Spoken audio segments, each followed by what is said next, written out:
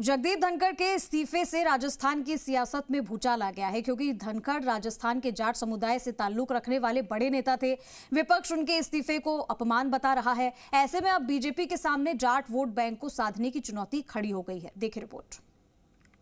माननीय सभापति जी,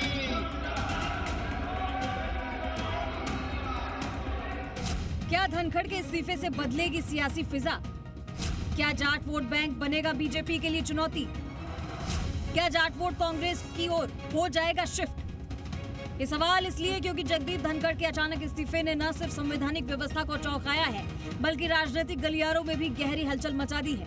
खास तौर पर जाट राजनीति के संदर्भ में ये इस्तीफा एक बड़ा संदेश बनकर उभरा है, क्योंकि जगदीप धनखड़ राजस्थान के झुंझुनू जिले से ताल्लुक रखने वाले जाट नेता थे।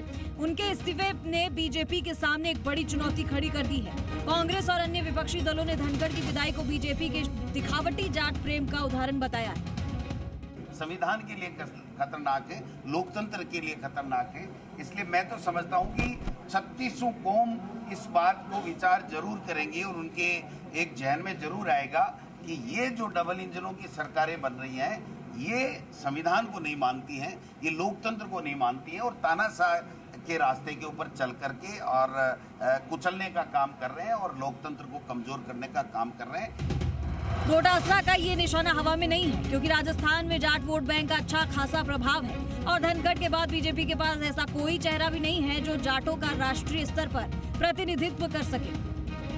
अब बीजेपी के सामने क्या चुनौती? प्रदेश में 12 से 14% जाटों की आबादी है। 25 विधानसभा सीटों पर जाटों का निर्णायक प्रभाव है।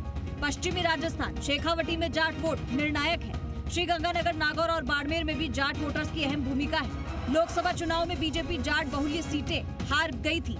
हालांकि विधानसभा चुनाव में बीजेपी को जाटों का समर्थन मिला था और झुंझुनू विधानसभा उपचुनाव में पार्टी की जीत ने इस बात का संकेत दिया कि जाट वोटों को साधने की संभावना अभी बाकी है।